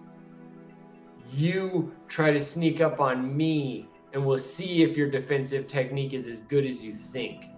You try to attack me and see if your aggression is as good as you think. And they just keep sharpening each other, and all we're watching is a literal power escalation. And to me, like, all the like big that they do is because like their relationship with the Force is so natural that they are the original Darth Plagueuses. Like, they were the myth that Darth Plagueis mythologized. Like, two people did get it right, and they were also enemies. But they weren't enemies. It was always yin yang. They were always best friends forever. And we watch that just like, and we watch how they compete because they're actually trying to win together. Like, I think Good Omens would be an amazing reference to bounce off of. Amazon Prime series Good Omens. They do that where it's Angel and Demon teaming up to stop the end of the world. And this is where it's a lot of that like chaotic dark and that like benevolent light, and the two trying to work together because they actually care about each other, and we see what that looks like. And that's Seen what it. is, I don't well, like no, it. I think we can do it better, like right. I wouldn't even want to go with better. I would rather let's like I like the start of where this idea is, but I think we need to go a step further. We need to go different. We need to go like a little bit more of an in-depth origin story. Like, these mechanics that you guys are talking about are good, but I'm starting to think that what if we do it like, so Star Wars likes to claim that it's poetry, and I can see the argument there. I'm not entirely convinced, but I could also see like where it works in, and but even in a general sense, life, everything's connected. I would consider it I a think very solid American attempt at poetry. I think that what we should do is start with, like, I like what Corione is saying, having a blaster for hunting. That's a good premise, but I think it should be an entire group of people that basically come up with the new fighting style, and then what we have out of that is you're just holding me back from learning the real stuff. And that's where we have the split, is like, it starts with, okay, a group of well-reasoned individuals that were learning new powers and that were creating like the first actual Jedi Order. That way the first fall of the Jedi is in fact a Jedi themselves that was jealous of thinking they weren't getting the proper training and attunement. And we can even have it be somebody who might have a higher talent. We could literally kind of have like a mirrored Anakin Skywalker moment where it's somebody that's like, no, I've got so much power, I can learn stuff. But the masters are like concerned about you learning so quickly because they don't know. And it's all out of fear of the unknown. It has nothing to do with, oh, you might fall to the dark side. We don't even know that there's a dark side. It's literally just fear of the unknown. And that's what starts the first Jedi and Sith conflict, but I think it should be like groups so of good. people, not so good. yeah, not just two brothers helping out, but two brothers are part of it, but like 5 or 6 different people that all learn different techniques, and they're slowly learning in the Force, and then that's what they end up training each other on. I think we start it with the two brothers. And then I think what we get is once they've got a little bit of knowledge, just enough knowledge, and they're at the point where they're beyond regular survival, they're starting to look at building a life, we have a second ship crash. And that brings on a group of people. And our brothers find this group of people and they go, look, we've been surviving here for over a year now. We'll help you. We'll guide you. The planet that they crash on, by the way, is Tython. Cool. On top of all of this, the adults and the kids. So these two brothers are still young, right? And so they maintain distance. And so they approach peers, right? The children. But then when they meet the adults are like, no, we know what to do. And the kids, like, the brothers are like, you guys have no idea what to do. And so the adults try to trap the kids as if they're natives, because they basically look native. And that's when we start to see the escalation of the Force against regular society to some degree. But then we also get the first followers. Like, maybe some of the kids, like maybe it's like, not all of the adults are the parents of the kids. It's some survivors, some of them are kids. What I like about, some of them are adults. I'd actually go a step further and tease conflict, but then it ends up like everybody ends up working together at first, and so we actually delay it until somebody else Season comes 2. along. They're starting. So here's what I'm thinking. We start with those two, and they start teaching each other, right? Then another group of people shows up or whatever. They crash or whatever. And then they realize, oh, you guys have powers too, but everybody's level's different. Each person's discovering a new power, and that's what they're doing, is they're training each other on these new abilities that they find. Then the caveat comes in, and the caveat is somebody who is quickly able to learn all of these powers and quickly starts discovering all these other powers, and that's when like the masters or the overseers, the adults are like, okay, you need to slow down because we have no idea what's gonna happen. But then the other person's like getting antsy, like, no, I can figure all this out, I can do it, I can control it. And then that's when we start learning. Worst thing ever happens, they're all rescued and returned home. That could work too. So everybody that has powers has powers. Everybody that belongs together, none of them are where they belong anymore because they were sent to where they were supposed to be originally. But with all of these changes, and now the infection starts. Oh, dude, I got it. Here's what happens. After everyone has started getting powers and everyone is starting training and things are going along, a rescue ship arrives, and the group decides after the rescue ship comes down and they're on board the ship, guys, we need to go back and study this. So they get the gear they need to found a small colony and intentionally head back to the planet. Some do. And that's the difference, is we get the main characters, going back to stay, actually start an outpost. They actually even get funding because the rescue ship is all about that independent, individual research stuff, starting your own colony, get your 40 acres. But then at the same time, the ones that were on the crash ship that never intended to be there, and they've only been there for like 6 months, including Parker's character, the super learner, who's actually like way too privileged. Yeah. So All right. he's just an ass. John, you got to cycle Gets again. sent home. Gotta reboot you. Yeah, sorry, you're cutting out with more electronic interference. So what I do want to add to that, though, real quick, and probably wait for him to come back, though, is I realized what I said is, I just realized the multi-faction Jedi Force user thing is an inevitability for this story. It's gonna have to be that way. So it's gonna end up having to come down to that, yes, there's a dark side and light side. They end up having to condense it down because, as what you're suggesting, John, is when they go off and disperse into the back into the galaxy, the ones that don't return, they're not necessarily going to create Sith. They're just going to create their own things, and that's what's going to happen. And so that's where we could actually end up having this.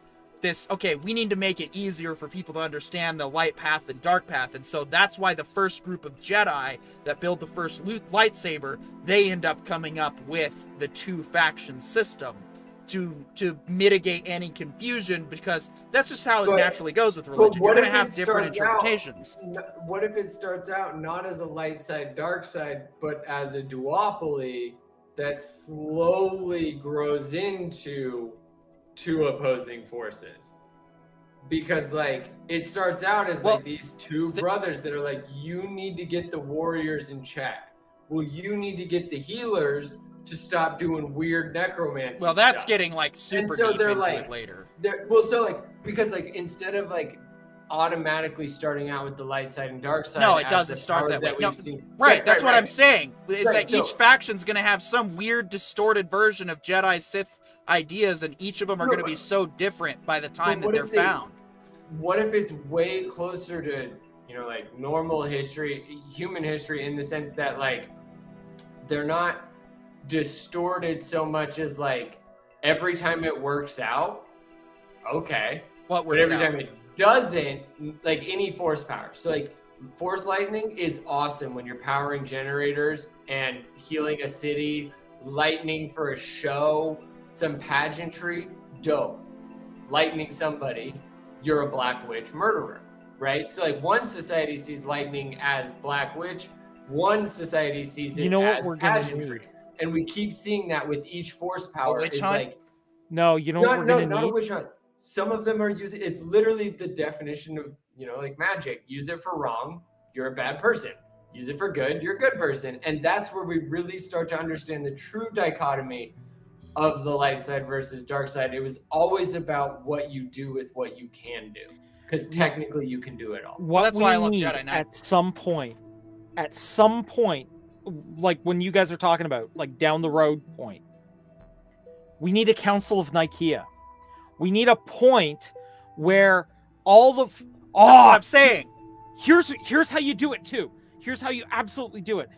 Enough Force users start showing up that the government is seriously considering starting to regulate Force power, and they get together. Already have. Right, and they all get together at one point to say, we're going to regulate ourselves so you don't have to. And they have this council meeting with every Force user they possibly can on like Jadoon and go, guys, we're going to sit down, we're going to sort out what is acceptable, what isn't acceptable, blah, blah, blah. And what winds up happening is the schism occurs because there's a disagreement on what is acceptable and what isn't acceptable. And one group, after this arguing and debate, stands up and walks out and goes, you know what? We're sick of this argument. We're sick of this discussion. We're leaving. One small segment gets up and leaves, right? But then slowly more people follow them. Yeah. And that's where we really start to see where we're at with the Force. But it's still, like, the rules are dumb. Like, the rules are still human. Like, they haven't limited Force abilities. They haven't regulated emotions. They haven't regulated psychopaths from sociopaths, from empaths, from, like, because, like, that's something that wasn't very clearly discussed in the prequel trilogy, but was hinted at. Like, one of the reasons why Anakin wasn't allowed to be trained was because he was too old, which, again, shout out to George Lucas. Nowadays, we find out if you're over 7 years old, that's almost too late to stop psychoism or socioism, right? So the fact that, George Lucas wrote that it's like any religion. You got to get them young. Yeah. Not every religion is like that, though, Scogli. I could have a good discussion. No, the corrupt ones are, but that's a discussion for the Rogue Council. But young more in terms of not yet destroyed by the world, too young to have an actual negative foundation. And that, like, apparently, according to modern psychology, for humans, that's 7 years old. And in this Before the instance, age there's of no reason. way that any of the Council of Nicaea, Jedi Council of Nicaea, would have that level of research. They haven't banded together yet. So I think the schism, Corion, it shouldn't be the rules. It should be the rule bearers. One Yeah. group is like, no, we should be autonomous groups, covens, that take care of the covens and deal with our business internally. And the other's like, no, we should be a federal group, an actual nation state within the galaxy. And that is the schism. They're like, no, we want autonomy, especially because you don't know what it's like to live on our planet. And they're like, no, we'll learn. And that's the argument we start to find. And then we see, because I don't want either side to be right. I No, want and that's both the sides really to be important part. obviously equally right and wrong. Jonathan G94 says Ahsoka Chapter 5 was fantastic. Well, spoilers. Now I have my expectations set high. No, we appreciate the enthusiasm. Please keep it contained to that, or, well, you know, the hammer comes down until Ahsoka's over. Jonathan, we love that. Please don't spoil. Yeah. You did an amazing job. We don't there. want to ban people, but if you ban if you spoil a show that's currently running, you get the hammer until the show's over. Nemesis of Eden says, are you saying you don't want Lord of the Flies style situation with Force users? I'm not opposed to that, but I'm not opposed to elements of that, and I think that's what we're trying to do with this idea, is that we need to flesh out what our foundations are. We got a lot to think about. Jonathan G. says, no spoilers. Thank you, Jonathan G. You are why the human race is great. Well, and I think Lord of the Flies is awesome, but what if we combine adults and like all the age ranges? But then we also still have all of their education involved in wealth. So it's not so much a Lord of the Flies with a complete lack of order or any inspiration for order, because Lord of the Flies, they literally had no understanding of order. But we add a little bit spice. But after a couple of we got some things to think about for our writers room when we get back into session next week with this. But it sounds like we got a lot to anticipate with Ahsoka 5 coming in. But let's quickly, because I don't want to sit on it any longer, let's go ahead and quickly go through our latest 2 episodes of DS9 that we're supposed to watch, and that was, of course, The Visitor and The Hippocratic Oath. So I'm not even going to read the synopsis, because these episodes are actually kind of straightforward. I don't think there's a whole lot of philosophy to take out of them. That's also kind of why I want to get past them. I mean, there is in the second episode. The Visitor is one of the best episodes of Star Trek that has been written. I personally find it to be rather overrated by the fan base in a lot of ways, because it's good, but it's like there's lots of better episodes that come later, and for me, a lot of more emotionally hard-hitting, because at the end of the episode, we get the reset button fixed. So it's like, yeah, it's sad, but it's also like, it's a one-off. Ripped away from you at the end. Yeah, it's a contained story. And so once, it's like with Ben's death in Scrubs. Like, I get that it's really sad, and it is, and the way they build it up and do that episode is great.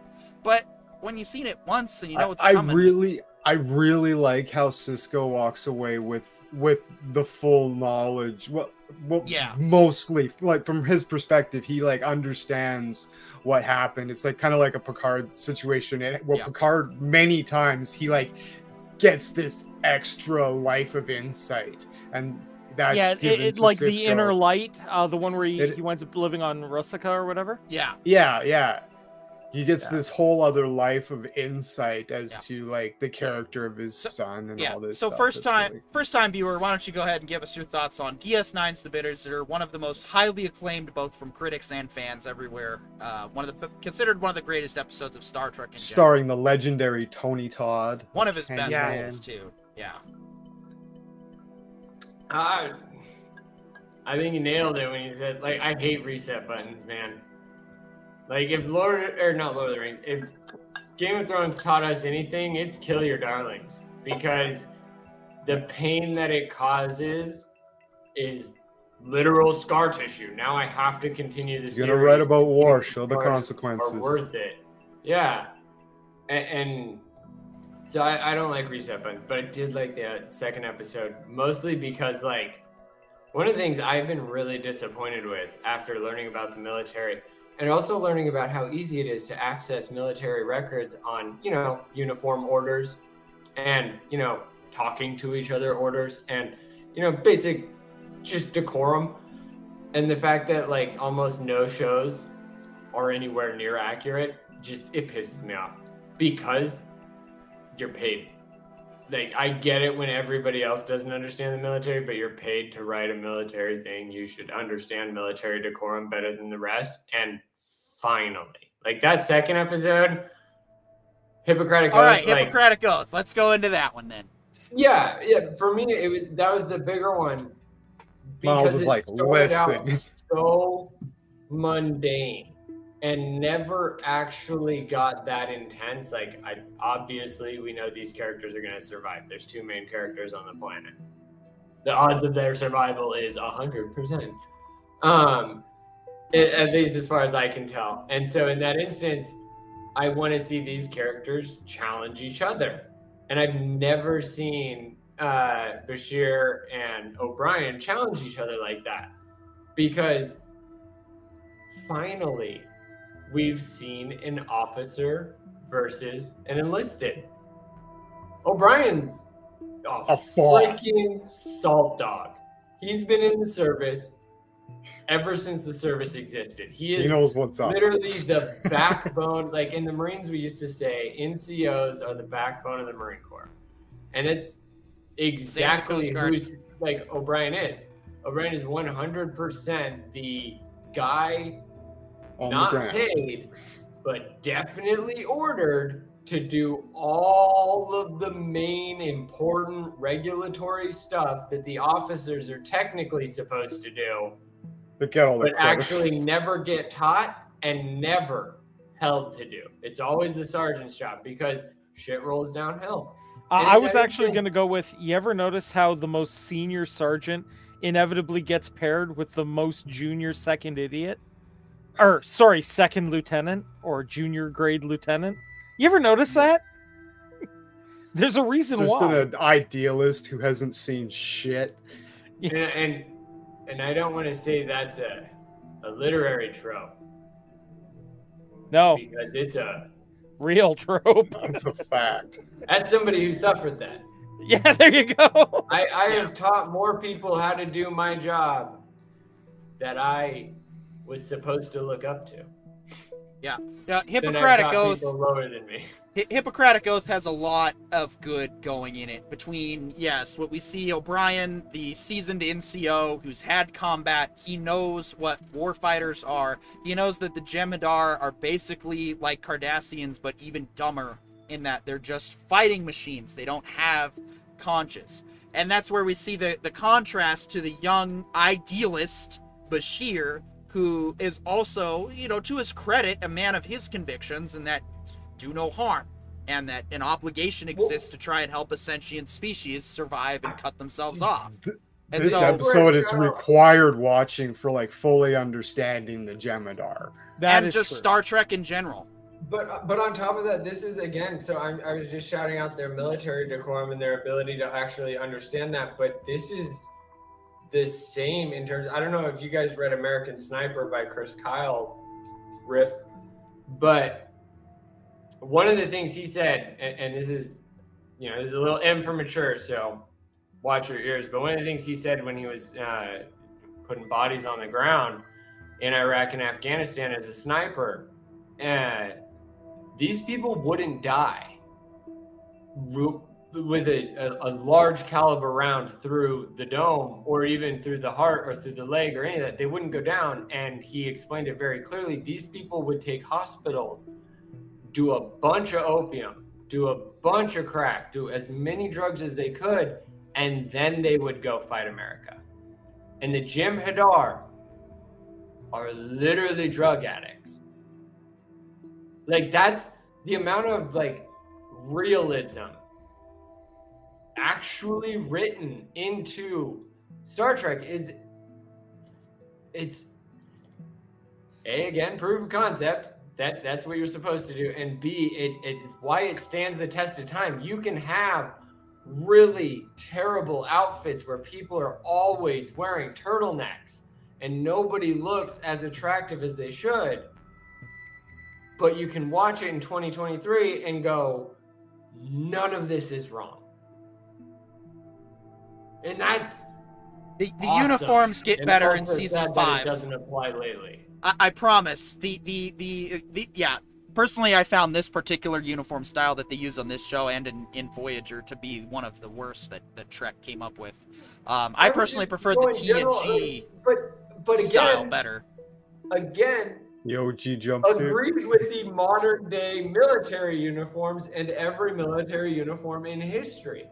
As somebody who's worn all the variants that we have available to us today, none of them are comfy and none of them are flattering. Well, that is the one difference. That's why they don't change into like combat gear or anything, is because it is described in the show that the uniform in Starfleet is designed as a temperament garment that can adjust to the climate, and that it's apparently one of the most comfortable things to wear. But in season 5, they finally roll out the best version of the Starfleet uniform, in my opinion. It is still perfect in line with American military, like as far as What gets always me known, about the it's Star Trek never- uniform is those boots. Bro, what are you talking? Turtlenecks? Like, I get that space is cold, Flat-soled except shoes. that it's an atmosphere-controlled spaceship. Corion, can you pull up the gray top uniforms, which I think are the sharpest for the 24th century? Yeah. We're gonna pull that up real quick, but we are now down to the last 5 minutes. So, John, before we conclude this topic, I do want to go through. I want to thank everybody for tuning in. Jonathan G94 expressing your enthusiasm, but no spoiling. Nemesis of Eden, Dahlia Lightwood, always good to see you as well. Daniel Larson, also great to see you. Glad you keep coming back, both for our game streams and our podcast to contribute discussion. And I believe that's everybody else that commented. If I missed you, I apologize. But I also want to say thank you to our lurkers. Thank you to those of you who rewatch. Those of you who like, share, subscribe. It helps us grow. Yeah, we want to keep growing on YouTube. We want to keep... What's up? Before we explode, before we become the giantest channel of all time, if our current lurkers and our current commenters want to decide on their various titles, Yeah. It's up. submit them to the writerbrothers@gmail.com. Yeah. So, John, this is what we actually have to look forward to come season 5. Like I said, this is personally Again, it's perfectly in line with the military. Not attractive. I disagree. I think it's freaking sharp. I think the best uniforms are Klingon military uniforms. Of course you Sorry, do. that's how I feel. If you're gonna go into combat, man, I'm totally down with looking like a heavy metal rocker that came back from That's the why I dead. like in Star Trek Online in the 25th century, everybody has personal shields, so you can basically go into battle naked if you want to, and it wouldn't make a difference. It wouldn't make a difference if you're wearing armor. Well, it does make a difference if you're wearing armor if your shield fails, but if your shield goes down, you can get vaporized by an energy weapon. As far as science fiction uniforms go, Mass Effect is by far the best. I'll have to check them out when I get there. Oh, dude, the fact that your armor, your suit is in your shoulders, so when you go into an inhospitable zone, that's when your collars turn into a suit. But when you're not, you're in this pretty standard Star Trek uniform. But rather than your shoulders just being rank, they're actually also your suit. Daniel Larson I says think that's dope. Daniel Larson says nothing sexier than Hera's orange jumpsuit, or at least when Hera is wearing it. Hey, fair point. Samus also way more attractive functional uniform. That's the best spacesuit ever. I love the UNSC. That one is way more like what is this? A t-shirt. Is this the Mass Effect uniform? Yeah. So the Mass Effect uniform includes these pauldrons here. Basically expand out to be form the suit, like a spacesuit when needed. Yep. Nice. Cool.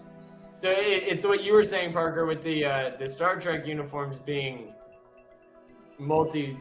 discipline. Same with theirs, except theirs also include the spacesuit. Yeah. For my stuff, I created a fluidic metal that you basically pull up over your body and it just bonds to your. So that way you have, plenty of fluid movement, but it actually stops lasers. That's what the Mass Effect one is supposed to basically be like an Iron Man suit, but in Nice. your shoulders, and I love that. Like, Yeah. like that kind of fluidity is really cool to me. And I know DS9 can't be held to that standard because they didn't have that CGI ability. Or like I like honestly, this is the frustrating thing with going back to these old shows. Where are these guys? Like, whatever their budget was, if you paid that same budget today, you could get 1,000 times visually cooler at the same cost. You know? Yeah. Because it's awesome. I know, and that's, but yeah, I mean that's just, Like, but that the just words matter. that just goes to show the timelessness of the show, the fact that that you still like it, you're still into it, but the only drawback is just the visuals, and that's what it was for people then too, and it's further proof that visuals are an important part, and so that's the problem. But I'm Peter York, the Ryder Brothers. We'll see you next week.